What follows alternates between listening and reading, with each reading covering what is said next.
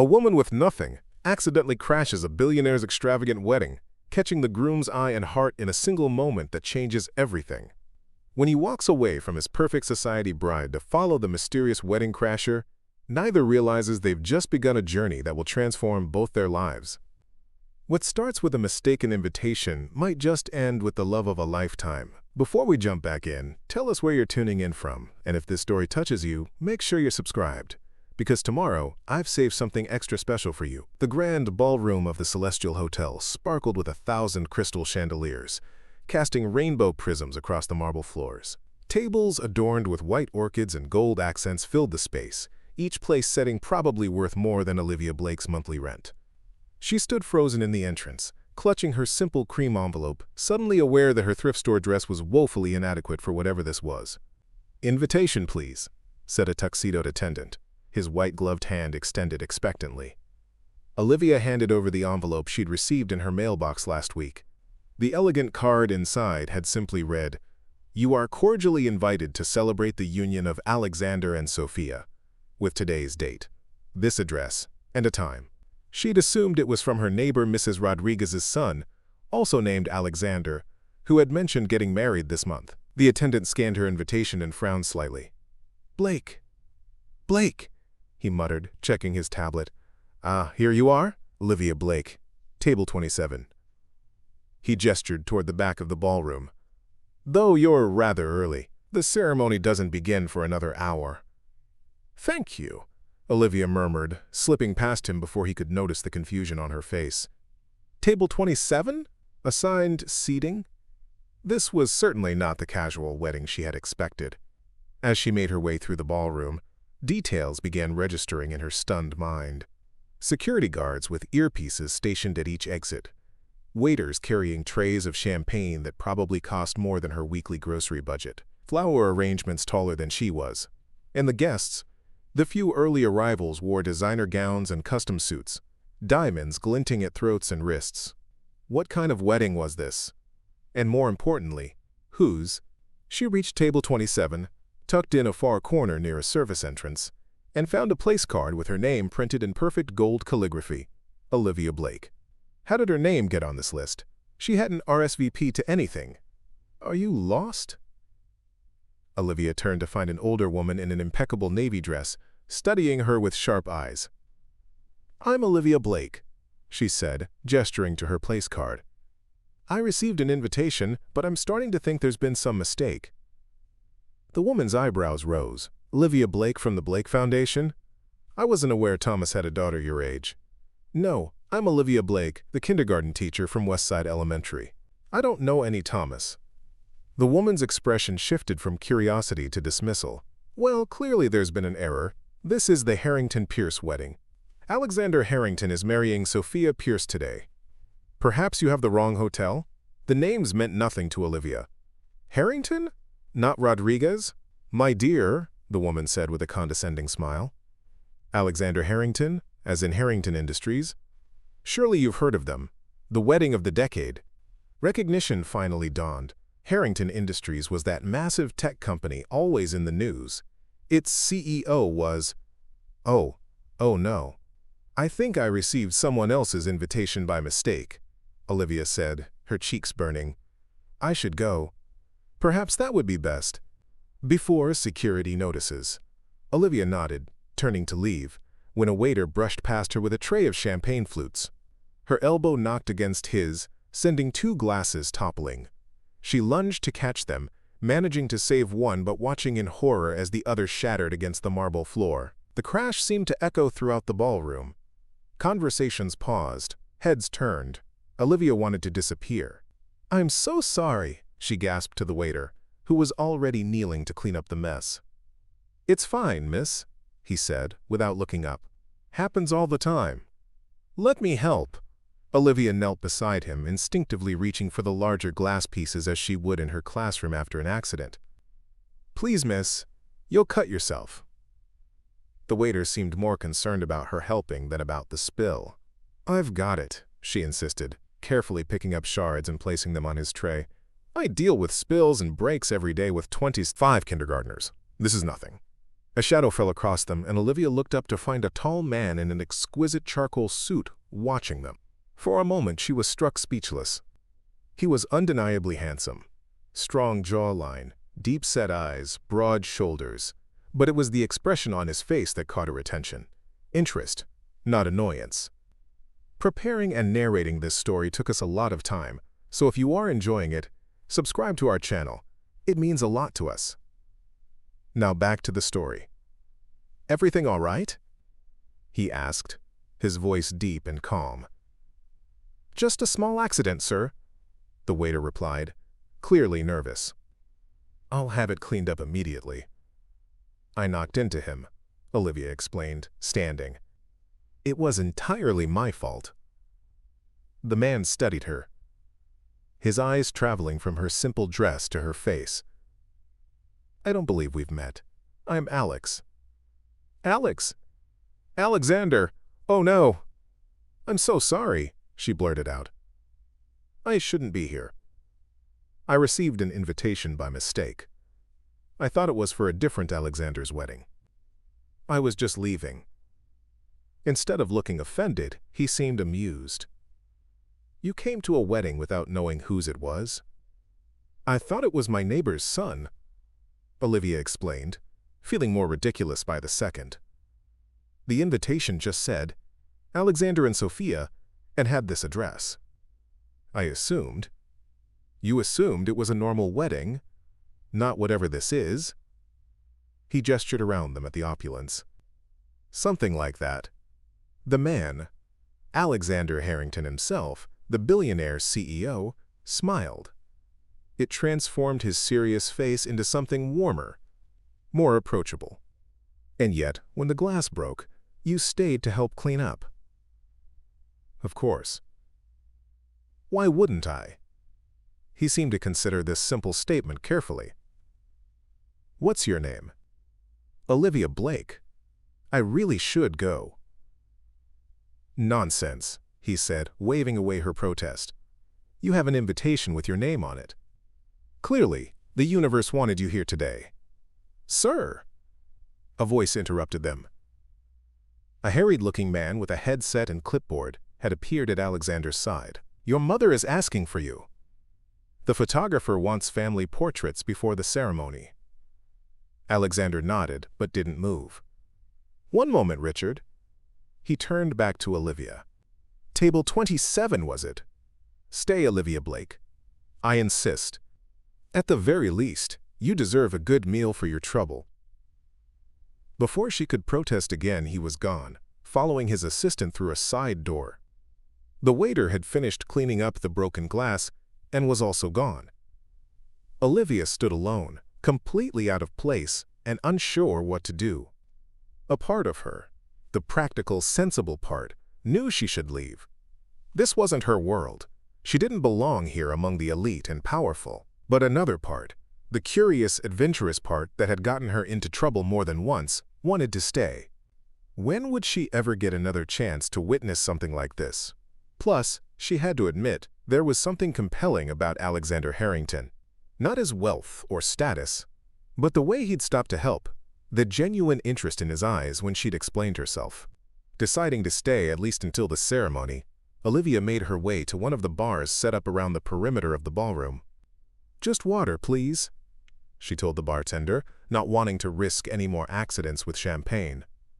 As she sipped her water, she observed the growing crowd. More guests were arriving now, air-kissing each other's cheeks and exclaiming over the decor. Photographers circulated, capturing candid moments. Security guards maintained their vigilant posts. "First time at a billion-dollar wedding?" Olivia turned to find a young woman in a sleek black dress standing beside her. Unlike most guests, she wore minimal jewelry and carried what looked like a tablet. "Is it that obvious?" Olivia asked. The woman smiled. "Only because you're actually looking at everything instead of pretending to be bored by it all. I'm Maya, one of the wedding planners."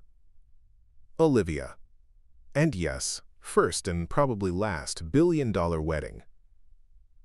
"Not enjoying yourself?" "I'm actually not supposed to be here." Olivia admitted. I received an invitation meant for someone else. I was about to leave when I met the groom, and he insisted I stay. Maya's eyes widened slightly. You spoke with Mr. Harrington? That's unusual. He rarely interacts with guests he doesn't know, especially today of all days. I broke a champagne glass, Olivia explained. He saw me helping clean it up. Maya's expression shifted to something Olivia couldn't quite read. How refreshing, she said finally. Most people here would have expected the staff to handle it. She glanced at her watch. The ceremony will begin soon. Do you need help finding your seat? Table 27, apparently, Maya nodded. Back corner by the service entrance. Not exactly prime real estate. She lowered her voice. Between us, those tables are for obligation invites, distant relatives, business associates too minor to offend but too unimportant for good placement. Makes sense that a mistaken invite would end up there, Olivia said with a laugh. Well, mistaken invite or not, enjoy the show. The ceremony starts in 20 minutes in the garden pavilion. Just follow the crowd. With a friendly nod, Maya moved on, stopping to check something with a nearby waiter. Olivia finished her water and decided to explore a bit before the ceremony.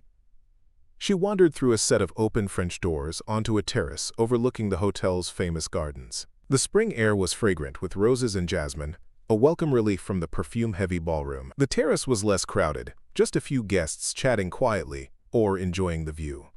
Olivia found a secluded corner where she could observe without being observed. From here, she could see staff making final adjustments to the garden pavilion where the ceremony would take place. White chairs arranged in perfect rows, an elaborate floral arch at the front, musicians setting up to one side. Hiding already? She jumped at the voice, turning to find Alexander Harrington beside her once again. Up close and in natural light, she noticed details she'd missed before. A small scar near his right eyebrow, the flecks of gold in his brown eyes, the way his dark hair curled slightly at his collar, a bit longer than the typical executive cut. Shouldn't you be getting ready to get married? She asked, surprised by her own boldness. He leaned against the stone balustrade, facing the garden but seemingly uninterested in the view. I am ready. Suit on, hair combed, rings in my best man's pocket. Just needed some air. Pre-wedding jitters? Something like that. He glanced at her. You never answered my question. Why are you hiding out here instead of mingling inside? Olivia gestured to her simple dress. I think it's fairly obvious I don't belong here. I'm trying not to draw attention to myself. Yet here you are, drawing my attention for the second time today. There was something in his tone, a lightness, a hint of flirtation, that she couldn't quite believe. This man was about to be married. To someone else. Someone not her. Mr. Harrington, Alex, please. Alex, she corrected. I appreciate your kindness in letting me stay, but I really think. Tell me about yourself, Olivia Blake, he interrupted. What do you do when you're not accidentally attending billionaires' weddings? Despite herself, she smiled. I teach kindergarten at Westside Elementary. It's a public school in a neighborhood that doesn't look anything like this. She gestured to the manicured gardens and grand hotel. A teacher, he said, nodding. That explains it. Explains what? Why you instinctively helped clean up the broken glass. Why you seem so grounded. Olivia wasn't sure if that was a compliment. Teaching 5-year-olds requires a certain practicality. And patience. Lots of patience. I imagine so. He turned to face her fully. Do you enjoy it, teaching? I love it, she answered without hesitation. Every day is different. Every child has their own story, their own way of seeing the world. It's exhausting and rewarding and meaningful. Meaningful, he repeated, almost to himself. That's not a word I hear often in my circles. Before Olivia could respond, the man with the headset, Richard, appeared again, looking even more stressed than before. Sir, they're ready for you. The ceremony starts in 10 minutes. Alexander straightened, adjusting his already perfect tie. Thank you, Richard. He turned back to Olivia.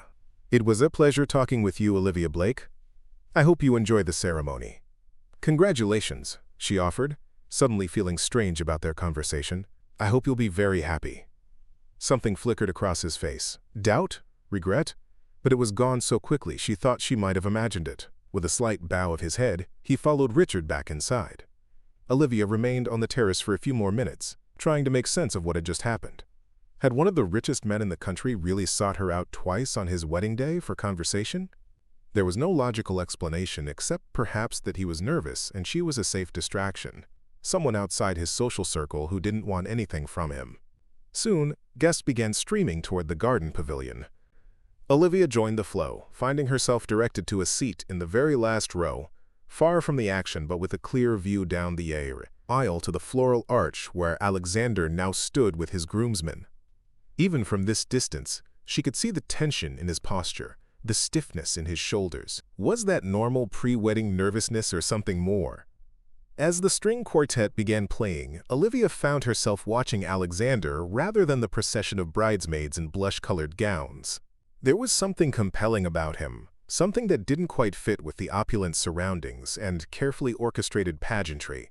When the music changed to the traditional wedding march, everyone stood and turned to watch the bride's entrance. Everyone except Olivia, who found her gaze still fixed on the groom. Alexander's expression as he watched his bride approach was polite, pleasant even, but lacking the emotion Olivia would have expected. No awe, no joy, no nervous excitement, just the practiced smile of a man playing a role. The bride, Sophia Pierce, was undeniably beautiful in a custom gown that probably cost more than Olivia's annual salary. Her dark hair was arranged in an elegant updo, her makeup flawless. As she took her place beside Alexander, they made a striking couple, like something from a magazine cover. The ceremony proceeded with the smooth precision of a well-rehearsed performance.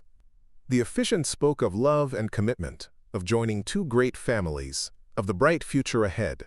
Alexander and Sophia exchanged standard vows, their voices clear but somehow empty of emotion. When the officiant asked if anyone objected to the union, there was the expected silence. No dramatic interruptions, no last-minute confessions, just the slight rustle of expensive fabric as guests shifted in their seats. And then, something unexpected happened. "Before we proceed to the rings," the officiant said, "the couple has prepared personal statements for each other."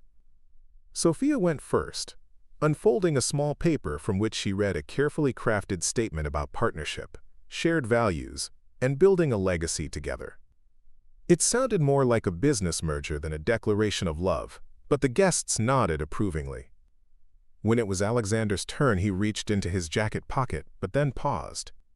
For a long moment he stood silently, his gaze drifting over the assembled guests until, to Olivia's shock, it seemed to find her in the back row. Their eyes met across the distance, and something passed between them. Recognition, understanding, a shared moment of clarity. Alexander turned back to his bride. "Sophia," he began, his voice carrying clearly in the hushed pavilion, "you are everything I thought I wanted. Everything my family expected. Everything our social circle would approve of." A murmur rippled through the guests. This was not the romantic declaration they had anticipated. "But standing here today, I've realized something." Alexander continued, his voice growing stronger. "I've been living the life others designed for me, making choices that look right on paper but feel wrong in my heart." Sophia's perfect composure began to crack, her eyes widening in alarm. "I can't do this," Alexander said, more to himself than to anyone else. Then louder, to the shocked assembly, "I'm sorry, I can't go through with this wedding." Gasps and whispers erupted from the guests. Sophia's father half rose from his seat in the front row. The wedding planner, Maya, rushed forward, only to stop uncertainly at the edge of the aisle. "Alexander," Sophia hissed, reaching for his arm, "what are you doing?" He gently removed her hand. "I'm sorry, Sophia. You deserve someone who loves you completely, not someone going through the motions of a suitable match. We both deserve more than that." With that, Alexander stepped away from the altar and walked down the aisle. The guests were too stunned to do more than stare as he passed. When he reached the last row, he paused beside Olivia's seat. "I need to talk to you," he said quietly, offering his hand. "Will you come with me?" Olivia stared at his outstretched hand, aware of hundreds of eyes now turning toward her. This couldn't be happening. She couldn't possibly be the reason Alexander Harrington had just left his bride at the altar. They'd barely spoken. He didn't know her. This made no sense. "Please," he added, and something in his expression, vulnerability beneath the confidence, made her decision for her. She placed her hand in his, and together they walked out of the garden pavilion, leaving chaos and whispers in their wake. "Are you insane?" Olivia demanded once they were out of earshot, pulling her hand from his as they reached the hotel's side entrance. "You just left your bride at the altar." "I know." Alexander ran a hand through his hair, disrupting its perfect style. "I know how it looks." "How it looks? It looks like you just had a complete breakdown in front of hundreds of people, and somehow involved me in it." "It wasn't a breakdown," he insisted. "It was a moment of clarity." A sleek black car pulled up to the curb. His driver must have been alerted. Alexander opened the rear door. "Please, get in. I'll explain everything, I promise." Against her better judgment, Olivia slid into the car. Alexander followed, closing the door behind them. "Where to, sir?" the driver asked, seemingly unfazed by his employer's early departure from his own wedding. Alexander hesitated then. "The pier, James. I need some air." As the car pulled away from the hotel, Olivia stared at the man beside her, trying to make sense of the situation. "You need to take me back," she said firmly. "My car is at the hotel." "I'll have someone bring it to you," he promised. "Or I'll get you a car service. Whatever you need. Just give me 30 minutes to explain." "Explain what?" "Why you left your wedding with a complete stranger." "You're not a complete stranger," he said, his voice softening. "That's the point. We've spoken twice for a total of maybe 15 minutes. And in those 15 minutes, I felt more connection, more reality than in 2 years with Sophia."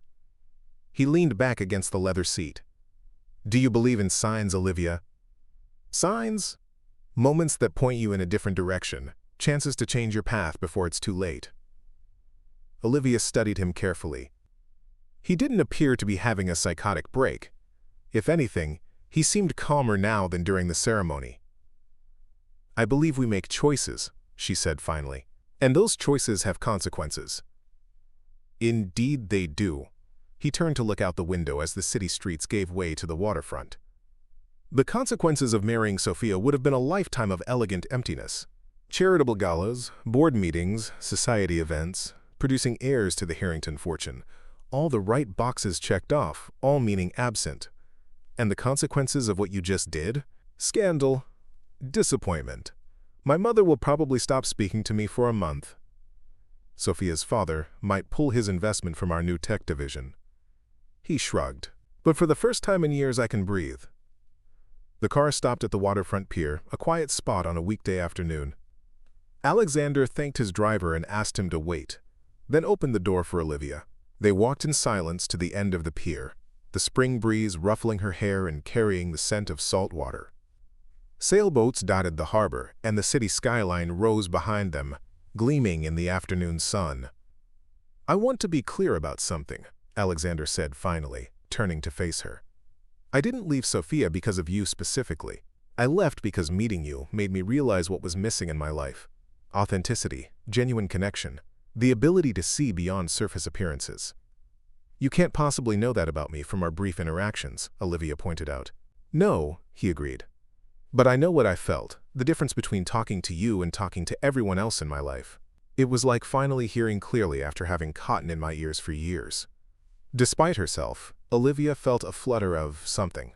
Not attraction, not yet, but recognition.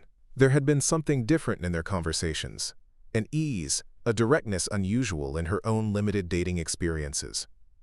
"So what now?" she asked. "You've blown up your life for a feeling. What's your plan?" He laughed, a genuine sound that transformed his face. "I don't have one. For the first time since I took over my father's company at 25, I don't have every minute planned and analyzed." He spread his arms wide, and it feels incredible.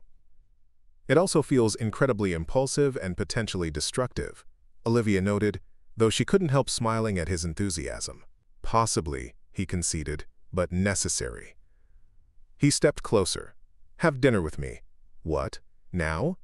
Not now. I have some fires to put out first. But soon. Tomorrow, maybe. Olivia shook her head in disbelief. You really don't see how bizarre this is, do you? You left your bride less than an hour ago. A bride I never should have proposed to. A woman who wanted the Harrington name and fortune more than she ever wanted me. There was no bitterness in his tone, just statement of fact. Our engagement was a business arrangement dressed up as a love match. We both knew it. That doesn't mean you should jump into something else immediately, Olivia said reasonably. You need time to process what just happened. Fair enough. Alexander nodded. How about this? I'll give you my number. When or if you decide you'd like to talk more, you can contact me. No pressure. It was a reasonable suggestion. Mature even. Olivia found herself nodding. Okay. He pulled out his phone, then hesitated. I don't actually have anything to write with. Olivia laughed at the absurdity, a billionaire without a pen, and dug in her small purse for the mini notebook and pencil she always carried for classroom notes. She wrote her number down and tore out the page. Thank you, he said, tucking it carefully into his pocket. For this, and for being the catalyst for my overdue revelation. You're welcome, I think. Olivia glanced at her watch. I should really get home. I have lesson plans to finish for Monday. Of course. Alexander led her back to the waiting car. James will take you wherever you need to go. And about your car at the hotel. I took a rideshare, actually. Teacher's salary doesn't stretch to parking at the Celestial. He nodded, opening the car door for her. James, please take Miss Blake wherever she'd like to go. And James? Not a word about today to anyone. Understood? The driver nodded solemnly. Olivia slid into the car, still trying to process the events of the afternoon. Before Alexander closed the door, she looked up at him. For what it's worth, I think you made the right choice not going through with a marriage that didn't feel right. But next time, maybe figure that out before the actual ceremony, he smiled. A genuine expression that reached his eyes. I'll keep that in mind. As the car pulled away, Olivia watched Alexander through the rear window. He stood on the pier, hands in his pockets, facing the water, a solitary figure at a crossroads of his own making. In the quiet luxury of the car, reality began to settle in. Had she really just been part of one of the most dramatic wedding cancellations in recent history? Had Alexander Harrington, billionaire CEO, actually left his society bride because of a chance encounter with a kindergarten teacher in a thrift store dress? It seemed impossible, like something from a movie, not real life. Her life. Yet the evidence was clear. She was currently being driven home in Alexander Harrington's personal car after fleeing his wedding with him. What would happen next was anyone's guess. Olivia wasn't even sure what she wanted to happen. The sensible part of her said to delete his contact information and forget this bizarre day ever occurred. But another part, the part that had always believed in possibility and second chances, wondered if perhaps the universe really had orchestrated their meeting for a reason. As the car turned onto her modest street, Olivia realized she was smiling. Whatever came next would certainly be interesting. The fallout from Alexander Harrington's dramatic wedding exit exploded across social media within hours. By Monday morning, when Olivia arrived at Westside Elementary, even her fellow teachers were buzzing with the news. Did you hear about that billionaire who left his bride at the altar? Miss Patel asked in the teacher's lounge, scrolling through her phone. Apparently he ran off with some mystery woman no one recognized. The internet is going crazy trying to figure out who she is. Olivia nearly choked on her coffee. Is that so? She managed, grateful that none of the photos circulating seemed to show her face clearly. The bride's family is furious, continued Miss Patel, oblivious to Olivia's discomfort. They're threatening lawsuits for emotional distress, breach of promise, all sorts of things. Surely you can't sue someone for not going through with a wedding, said Mr. Cooper, the music teacher. That would set a dangerous precedent. Olivia escaped to her classroom, trying to focus on preparing for her students' arrival rather than the surreal events of Saturday. She hadn't contacted Alexander and he hadn't reached out to her, exactly as promised. The ball was in her court, and she had no idea what to do with it. The morning passed in a blur of alphabet songs, counting games, and a minor crisis involving spilled juice on the reading carpet. By lunchtime, Olivia had almost managed to convince herself that Saturday had been some strange dream, until she returned from the cafeteria to find a simple bouquet of daisies on her desk with a note that read, "Thank you for the wake-up call. No pressure, just gratitude." Olivia quickly tucked the flowers into her desk drawer before any students or colleagues could see them. How had he found her workplace? Then again, he was a billionaire with resources. Finding a public school teacher wouldn't be difficult. The daisies were a thoughtful touch. Simple, unpretentious, nothing like the elaborate orchids that had adorned his wedding. But the gesture also made everything real in a way that was both thrilling and terrifying. After school, Olivia sat at her desk staring at her phone. Common sense told her to ignore Alexander's note, to forget the strange connection they'd felt. He was rebounding, surely. Looking for something. Someone completely different from the bride he'd left. Once the novelty wore off, he'd return to his world, and she'd be left with nothing but an unusual story to tell someday. Yet she couldn't stop thinking about the genuine distress in his eyes during the ceremony, the palpable relief afterward. There had been truth in his actions, whatever else might be questionable. Before she could overthink it further, Olivia typed a simple message to the number he'd given her. "Daisies are my favorite." "How did you know?" His response came almost immediately. "I didn't. They just seemed honest, like you." Honest, not beautiful or sophisticated or impressive. Honest, somehow, that meant more. They began texting that evening, tentative at first, then with increasing openness. Alexander explained that he was staying at his rarely used lake house, avoiding both his family's questions and the press's cameras while the scandal died down. "It's the first time in years I've had space to think," he wrote. No meetings, no galas, no expectations. Olivia shared stories from her classroom, the small triumphs and challenges of teaching young children. He seemed genuinely interested, asking thoughtful questions about her methods and the children's progress. 3 days of texting became a week. A week became 2. They moved from texts to phone calls, long conversations that often stretched late into the night. Olivia learned about Alexander's childhood as the only son of a demanding father who had built Harrington Industries from nothing, the pressure he'd felt to maintain and expand the family legacy, the gradual surrender of his own interests and passions to meet others' expectations. "I used to build things," he told her during one late-night call. "Not companies or portfolios, actual physical objects, furniture mostly. My grandfather was a carpenter, and he taught me when I was young. My father considered it a useful hobby, but nothing more." "Do you still do it?" Olivia asked, curled up on her couch, phone pressed to her ear. There was a pause. "Not for years. After my father died, and I took over the company, there never seemed to be time." Another pause.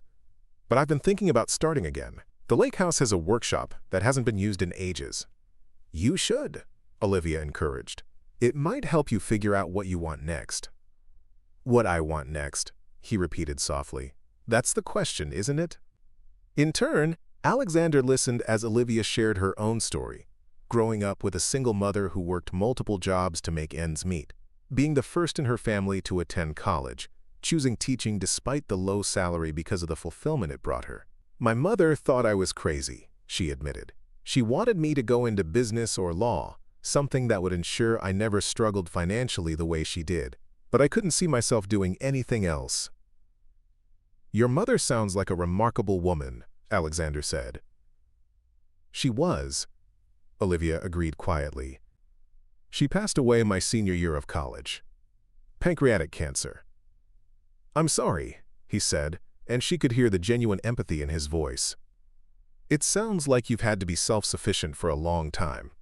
I've had good friends, colleagues who became family. But yes, I'm used to handling things on my own." "Is that why you're keeping me at arm's length?" he asked, surprising her with his directness. "We've been talking for weeks, but you still won't meet me for coffee." Olivia sighed. He was right. She'd been deflecting his gentle suggestions that they meet in person again. "It's complicated," she said finally. "This, whatever this is, doesn't make sense on paper. You're in the middle of a major life transition. I'm me. The timing is terrible."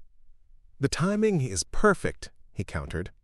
"For the first time, I'm making choices based on what feels right, not what looks right to others. And what happens when the novelty wears off? When you've recovered from your wedding drama and realize that a kindergarten teacher from the wrong side of town doesn't fit into your world. "My world is changing," Alexander said simply, "and you're making assumptions about what I want or need based on my bank account, not who I actually am. Isn't that exactly what you accused me of doing with Sophia, choosing someone who looked right on paper?" His words hit home. Was she being unfair, judging him by his wealth the same way others might judge her by her lack of it? "One coffee," he pressed when she remained silent. "In public, wherever you'd feel comfortable. No pressure for anything more." Olivia took a deep breath. "Okay. One coffee." They arranged to meet at a small cafe near her school the following afternoon. Olivia arrived early, securing a table in the back corner where they might have some privacy. She'd changed from her work clothes into jeans and a simple blue sweater, her hair loose around her shoulders. When Alexander walked in, she almost didn't recognize him. Gone was the perfectly tailored suit and the polished executive appearance. Instead, he wore dark jeans, a gray Henley, and a casual jacket. His hair was slightly tousled, and he had a hint of stubble on his jaw. He looked younger, more relaxed, and even more handsome if that was possible. Several patrons glanced up as he entered, but if they recognized him, they gave no sign.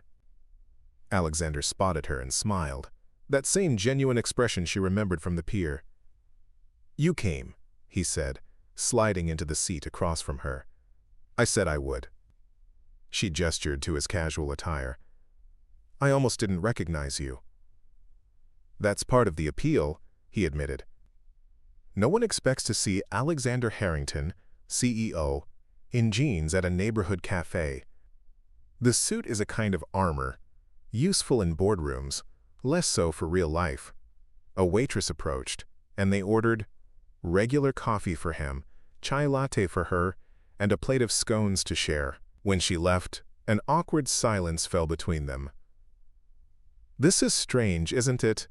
Olivia said finally. "We've talked for hours on the phone, but sitting here feels real," Alexander finished for her, "more concrete than late-night conversations." She nodded. "Exactly." "I like real," he said simply. "I've had enough artifice to last a lifetime." The waitress returned with their order, giving them a moment to regroup. As they sipped their drinks, the initial awkwardness began to fade. Their conversation flowed as easily in person as it had over the phone, moving from Alexander's ongoing legal negotiations with Sophia's family to Olivia's upcoming class field trip to the aquarium. "Speaking of which," she said, checking the time, "I should get back to school. I have a parent-teacher conference in 30 minutes. "Of course." Alexander looked disappointed but didn't protest. "Thank you for meeting me." "It was nice," Olivia admitted, surprised by how much she meant it. "Different seeing you in person after all our talks." "Different? Good or different bad?" "Just different." She gathered her purse. "I need to go." Alexander stood with her. "May I walk you back to school?" It was only 2 blocks, and there was no reason to refuse. "Sure." Outside, the spring afternoon was pleasant, cherry blossoms drifting in the breeze. They walked slowly, neither rushing to end their time together. "Would it be too forward to ask if we can do this again?" Alexander asked as they approached the school. "Maybe dinner next time?" Olivia hesitated. Coffee in a public cafe was one thing. Dinner felt like a date. A step she wasn't sure she was ready to take. Seeing her hesitation, Alexander added, "At your pace, Olivia. No pressure." "I need to think about it," she said honestly. He nodded, accepting her answer without pushing. "I understand. Thank you for today." They parted at the school entrance, Alexander heading back toward the cafe where his driver would be waiting, Olivia toward her classroom, and the waiting parent. That evening, as Olivia prepared dinner in her small apartment, her phone buzzed with a text from Alexander. "Thank you again for today." Whatever you decide about dinner, I'm grateful for the conversations we've had. His graciousness made her decision easier. She replied, "Dinner would be nice, but somewhere quiet. Nothing fancy." They arranged to meet that weekend at a small Italian restaurant in a neighboring town, far enough from both their usual circles to provide some privacy. Olivia spent far too long deciding what to wear, finally settling on a simple dress and cardigan that felt like her but still special enough for a dinner date. Alexander was waiting when she arrived, again dressed casually but with an elegance that seemed effortless. He stood as she approached the table, his smile warm and genuine. "You look beautiful," he said simply. "Thank you." Olivia took her seat, oddly nervous despite their weeks of conversations. "This place is lovely. How did you find it?" "My driver James recommended it. It's his and his wife's favorite anniversary spot." The restaurant was indeed charming, family-owned with checkered tablecloths and candles in wine bottles. No white orchids or crystal chandeliers, just good food and a warm atmosphere. As they studied the menus, Olivia noticed Alexander seemed unusually quiet. "Everything okay?" she asked. He set down his menu with a sigh. "I got an offer today to sell Harrington Industries." Olivia blinked in surprise. "Your family's company? Would you consider it?" "A month ago, I would have said absolutely not. My father built that company. It's been my entire focus for the past decade." He shook his head. "But now I'm not so sure. The past few weeks at the lake house, working with my hands again, having time to think, it's made me question everything." "That's a lot to process," Olivia said carefully. "What would you do if you sold?" "That's the question, isn't it?" Alexander smiled ruefully. "I have enough money to do anything, or nothing. The freedom is almost paralyzing." Their conversation paused as the waiter arrived to take their orders. Once he'd gone, Alexander leaned forward. "Enough about my existential crisis. Tell me about your week."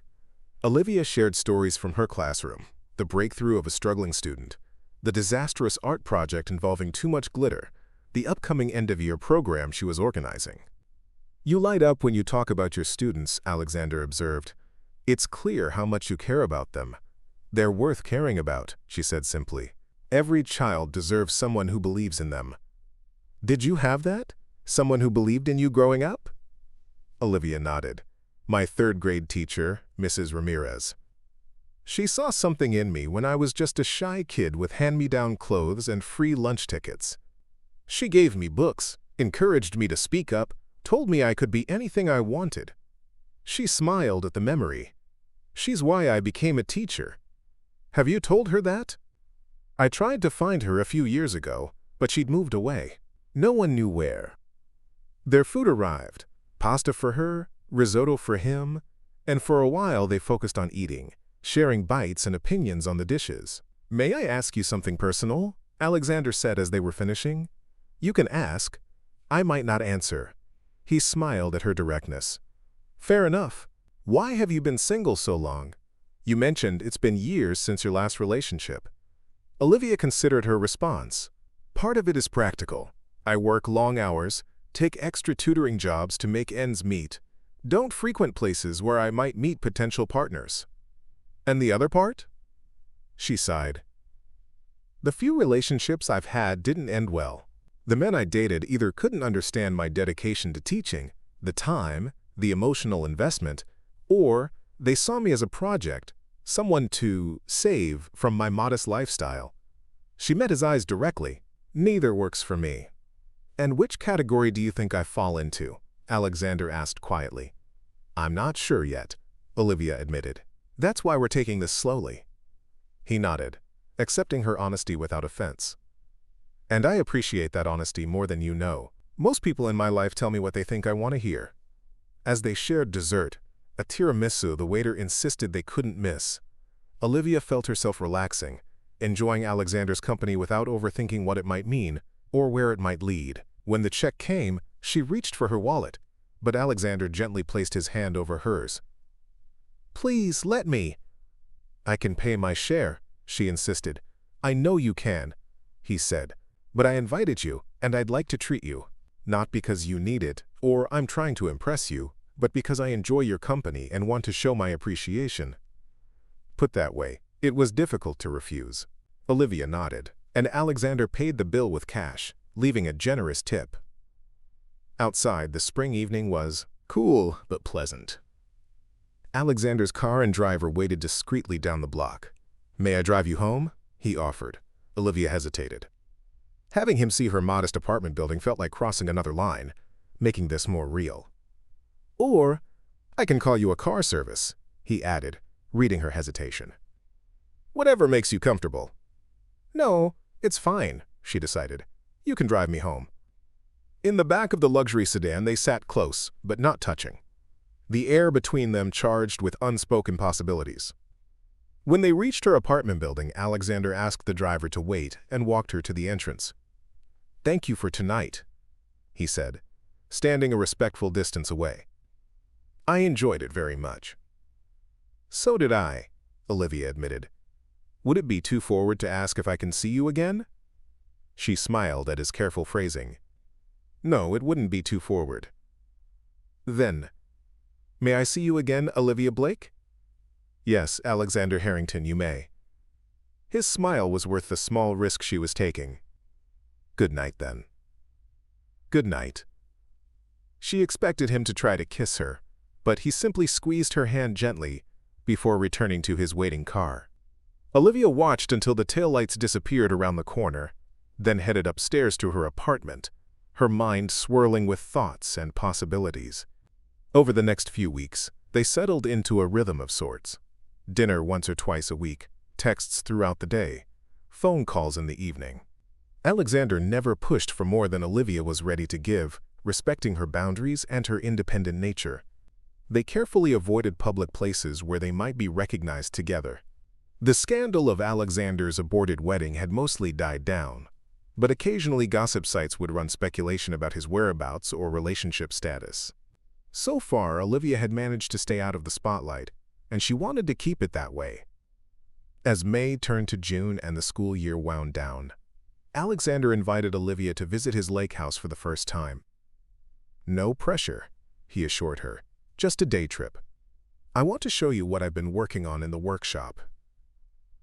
Curious about this side of him she'd only heard about, Olivia agreed. On a sunny Saturday morning, Alexander picked her up in a modest SUV, not his usual luxury car. "I do know how to drive myself," he said with a grin, as she raised an eyebrow at him behind the wheel. "Shocking, I know." The lake house turned out to be a comfortable cedar cabin on a secluded stretch of shoreline, rustic and understated, nothing like what she'd imagined a billionaire's retreat would be. "It was my grandfather's," Alexander explained as he gave her a tour. "The only property I own that doesn't have the Harrington stamp of luxury all over it. That's why I love it." The interior was simple but beautiful.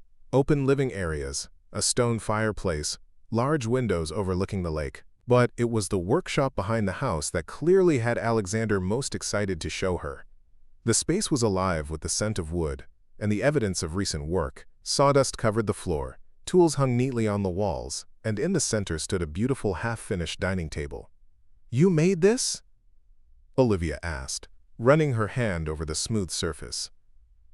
Alexander nodded, pride evident in his expression. "My first project in years. It's not perfect, but it feels right." He gestured to sketches pinned to a bulletin board. "I've been designing other pieces too. Chairs, a bench for the lakefront, bookshelves." "They're beautiful," Olivia said sincerely, studying the detailed drawings. "You have real talent." "Thank you." He seemed genuinely pleased by her praise. "It's been therapeutic, working with my hands again, solving problems with physical solutions instead of financial ones." They spent the afternoon by the lake, talking and enjoying the peaceful setting. Alexander grilled lunch on the deck, and they ate overlooking the water, conversation flowing easily between them. "I've made a decision," he said as they were clearing the dishes. "I'm going to sell Harrington Industries." Olivia paused, a plate in her hand. "That's big. Are you sure?" He nodded. "I've been thinking about it constantly since that first offer. The truth is, I took over the company because it was expected, not because it was my passion. My father's dream doesn't have to be mine. What will you do instead? She asked, genuinely curious. Alexander gestured to the workshop visible through the window. This, for starters. Not as a hobby, but seriously.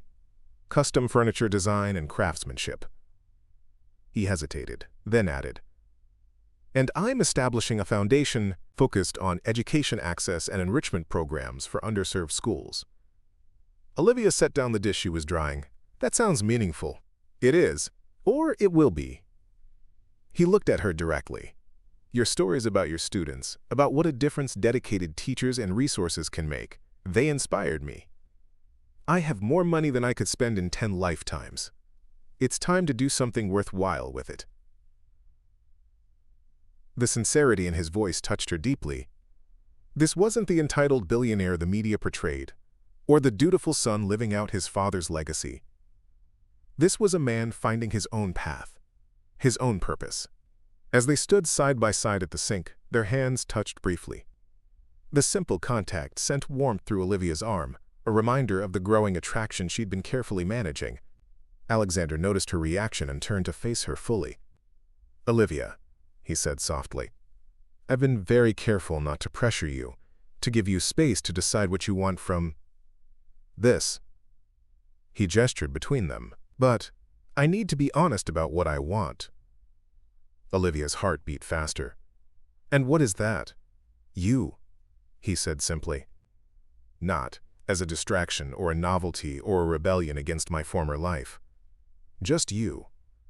Exactly, as you are. The directness of his statement took her breath away.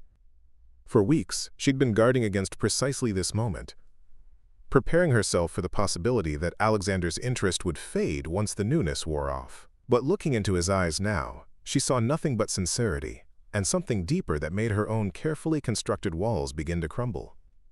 I'm afraid, she admitted quietly, afraid that our worlds are too different. Afraid that eventually you'll realize I don't fit into your life. My life is changing, he reminded her, and I'm not asking you to fit into anything. I'm asking for a chance to build something new together. It was time to take a risk. Olivia reached up, placed her hand against his cheek, and said simply, Okay. Alexander's smile was radiant as he leaned down to kiss her, gently at first, then with growing intensity as she responded. In that kiss was the promise of possibility, of a connection that defied conventional expectations and societal norms. When they finally parted, Olivia rested her forehead against his chest, feeling his heartbeat, steady and strong, like the man himself. What happens now? She whispered. Alexander tucked a strand of hair behind her ear, his touch reverent. Now we figure it out together, one day at a time. No rule book, no expectations except our own. As the afternoon sun filtered through the windows, casting golden light across the simple cabin, Olivia realized that for all her practical nature and careful planning, she had never anticipated this turn in her life's journey. And yet, somehow, it felt right. For the first time in years, she allowed herself to imagine a future not limited by practicality or circumstance, but expanded by possibility and shared purpose. Whatever came next, they would face it together, building something honest and real from the most unexpected of beginnings. 3 months into their relationship, Olivia and Alexander had found a rhythm that worked for them. Weekend visits to the lake house, quiet dinners at out-of-the-way restaurants, evenings spent talking for hours. They'd managed to keep their relationship largely private, though rumors occasionally surfaced in the society pages about Alexander Harrington's mysterious new girlfriend. That privacy was about to end. Today marked a significant step. Alexander was attending Westside Elementary's end-of-year celebration as Olivia's official guest. Are you sure about this?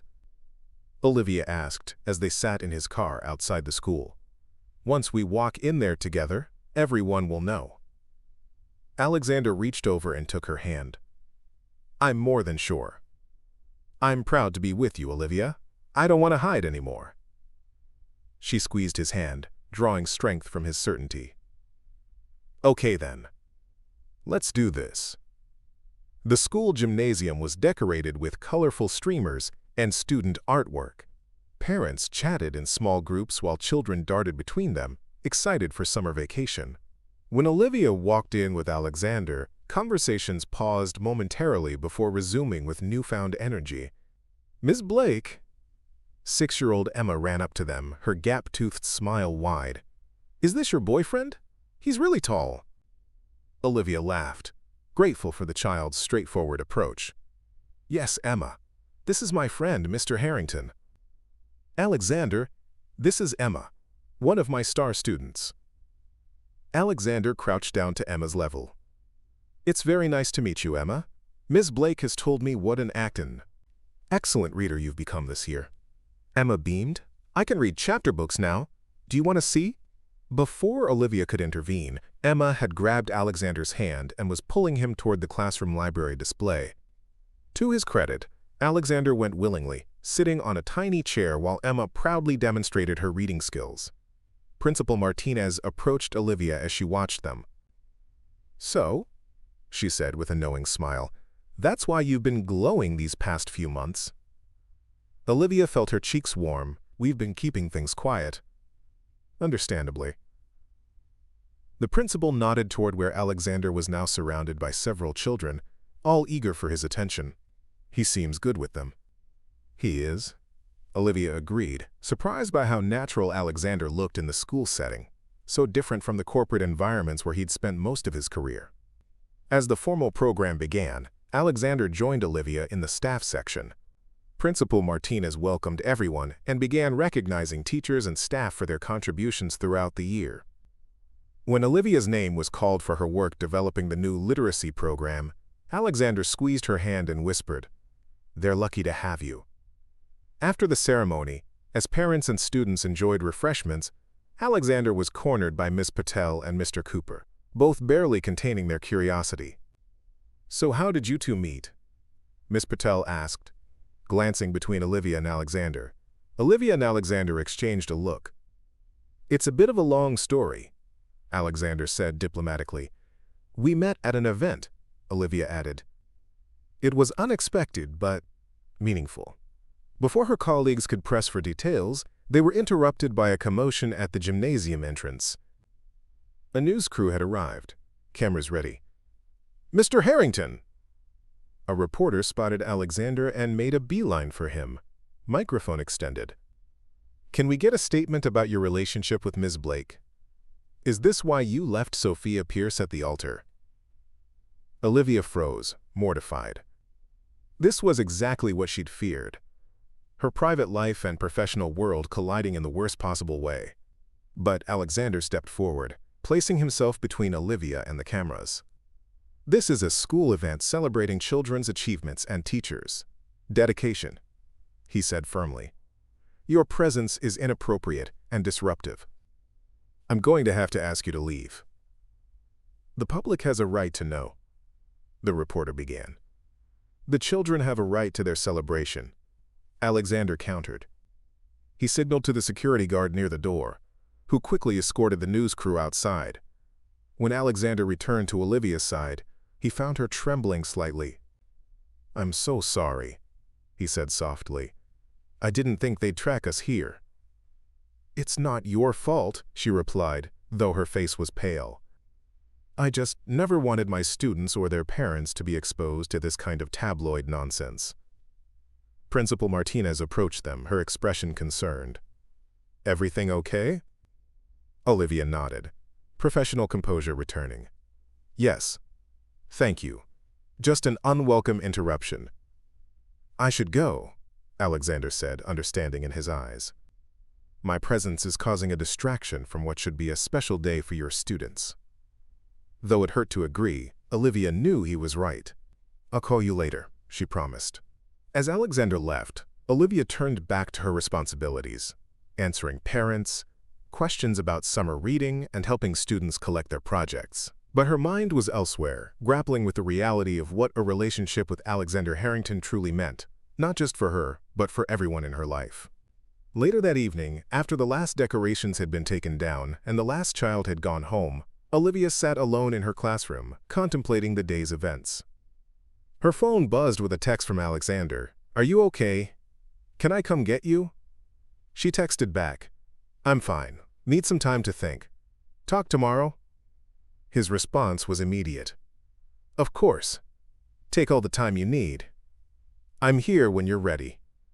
The simple message reassured her. Alexander understood her need for space, respected her boundaries. It was one of the many things she'd grown to love about him. Love. The word had been hovering unspoken between them for weeks now. Olivia hadn't said it aloud, still cautious despite the deepening of their relationship, but the truth was undeniable. She had fallen in love with Alexander Harrington, billionaire, former CEO, furniture maker, and the most genuine person she'd ever known.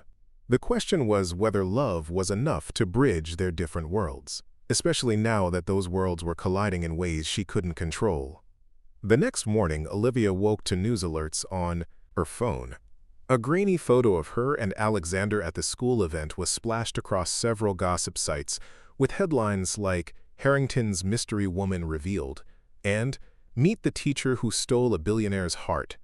More disturbing were the comments beneath the articles. Speculation about her motives, her background, even her worthiness to be with someone of Alexander's status and wealth. Some were cruel, calling her a gold digger or worse. Others were condescendingly supportive, praising Alexander for his, quote, charitable interest in someone so ordinary. By the time her phone rang with Alexander's call, Olivia was fighting tears of frustration. "I have seen the articles," he said without preamble. "They're trash, Olivia. Please don't let them get to you." "That's easier said than done," she replied, "especially when they're calling me a social climbing homewrecker." "I could sue them for defamation," Alexander offered, anger evident in his voice. "And make this an even bigger story?" "No, thank you." Olivia sighed. "I just need to figure out how to handle this. The summer break starts Monday, thank goodness, so at least I won't have to face everyone at school for a while." "Come to the lake house," Alexander suggested. "Spend the week there. Give things time to settle down." The invitation was tempting, escape from prying eyes, time alone with Alexander in the place where they were most comfortable together. But it also felt like running away. "I need to think about it," she said finally. "Can I let you know later today?" "Of course. Whatever you decide, I support you." After they hung up, Olivia spent the morning cleaning her apartment, a mindless activity that helped her think. As she sorted through end-of-year papers and projects her students had given her, she came across a drawing from Emma. It showed a stick figure labeled Ms. Blake, holding hands with a much taller stick figure labeled Ms. Blake's friend. Both figures had enormous smiles. The simple drawing made Olivia laugh through her tears. Emma, with a child's wisdom, had cut through all the complexity to the heart of the matter. Two people who made each other happy. By afternoon, Olivia had made her decision. She called Alexander. "I'd like to come to the lake house," she said when he answered. "But not to hide, to talk about what happens next." "What happens next?" he repeated. "That sounds serious." "It is. If we're going to be together, we need a strategy for handling the public aspects. I won't let my privacy or my students' well-being be collateral damage in someone else's narrative about us." "Agreed," Alexander said firmly. "When can you come?" "I need to finish some end-of-year paperwork tomorrow morning. I could drive up in the afternoon." "I'll come get you," he offered. "We can talk on the drive." The next day, Alexander arrived at Olivia's apartment exactly when promised. As they drove toward the lake house, Olivia shared her thoughts on how to move forward. "I've been thinking about this from a teacher's perspective," she explained. "When there's a difficult situation in the classroom, the best approach is to address it directly and honestly, then establish clear boundaries." Alexander nodded. "So, you want to make a public statement?" "A simple one," Olivia confirmed. "Confirm that we're in a relationship, request privacy, and make it clear that my work and my students are off limits. No interviews, no photo shoots, nothing that feeds the sensationalism." "I think that's wise," Alexander agreed. "My PR team has been pushing for a more elaborate approach, exclusive interviews, carefully staged photos, but that never felt right to me. It's not who we are, Olivia said simply. Alexander reached across the console to take her hand. No, it's not. At the lake house, they continued their discussion over dinner on the deck. The setting sun cast golden light across the water, creating a peaceful backdrop for their conversation. There's something else we need to talk about, Alexander said as they finished their meal. Something more important than PR strategies. Olivia set down her glass of wine, recognizing the seriousness in his tone. What is it? The future. Our future. He took a deep breath. I love you, Olivia. I know we haven't said that explicitly yet, but I need you to know it. I love your kindness, your integrity, your dedication to your students. I love how you see past the surface to what matters. I love who I am when I'm with you. Olivia's heart swelled at his words. I love you too, she admitted, the declaration feeling both terrifying and right. But loving each other doesn't automatically solve the practical challenges we face.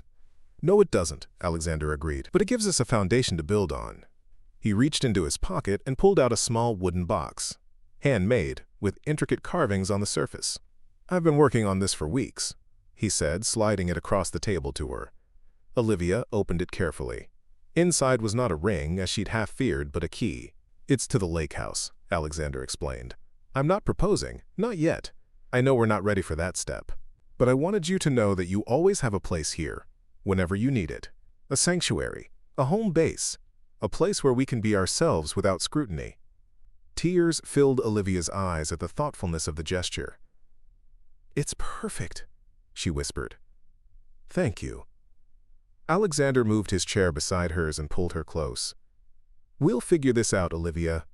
The media attention will fade. People will find another story to fixate on. What won't change is what we're building together. As they sat watching the sunset, Olivia felt a sense of peace settle over her. The challenges ahead were real, but so was their commitment to facing them together. The following week brought new developments. Alexander's PR team released a simple statement confirming his relationship with Olivia and requesting privacy. Meanwhile, Olivia drafted a letter to the parents of her students, addressing the situation directly and assuring them that her personal life would not affect her professional commitment to their children. Principal Martinez called to express her support. The school board has received a few concerned calls from parents, she admitted, but I assured them that you're the same dedicated teacher you've always been. Your relationship status doesn't change that. Thank you, Olivia said, genuinely grateful. I never wanted this to become a distraction. Actually, the principal continued, there might be a silver lining here. Mr. Harrington's foundation has approached us about funding a new literacy center for the district. It would be based at Westside but serve students from all the local schools. Olivia was surprised. Alexander didn't mention that to me. He was very clear that the proposal should be evaluated on its merits, not because of his personal connection to you, Principal Martinez explained. It's a remarkable opportunity for our students, Olivia, the kind of resource we could never afford on our district budget. After the call, Olivia drove to the lake house, where Alexander was working in his workshop on a commission, his first paid furniture project since leaving Harrington Industries. You didn't tell me about the literacy center proposal, she said, leaning against the doorframe, watching him sand a cabinet door. Alexander looked up, sawdust in his hair. I wanted it to be considered objectively. If the district accepts, it needs to be because it's the right program for the students, not because they're trying to curry favor with me. That's incredibly thoughtful, Olivia admitted, moving to his side, but you could have told me. I was going to, he promised. Once the initial evaluation was complete. I never want you to feel like I'm using my resources to influence your workplace or create complications for you. Olivia took the sandpaper from his hand and set it aside. I appreciate that, but we're partners now. That means sharing the big things, even when they're complicated. Alexander pulled her into his arms, heedless of the sawdust transferring to her clothes. You're right. I'm still learning how to do this. How to balance my financial resources with our relationship. I never want you to feel diminished or overridden. And I need to learn how to accept that your wealth is part of who you are, Olivia acknowledged. Not the most important part, but not something to ignore either. It's a tool you can use to do meaningful good. They spent the evening discussing the literacy center plans in detail, Alexander explaining the foundation's vision, Olivia offering practical insights from her teaching experience. It was a perfect blending of their worlds, each bringing valuable perspective to a shared goal. As summer progressed, they settled into a new normal. The media attention gradually diminished as predicted. Alexander continued his furniture work, completing several commissioned pieces and developing a waiting list of clients interested in his craftsmanship rather than his name. Olivia divided her time between the lake house and her apartment, maintaining her independence while deepening their connection. In August, Alexander received an unexpected visitor at the lake house, Sophia Pierce, his former fiancée. Olivia was in the city that day, preparing her classroom for the new school year. "I wasn't sure you'd see me. Are we ready for that?" "I think so," Alexander said.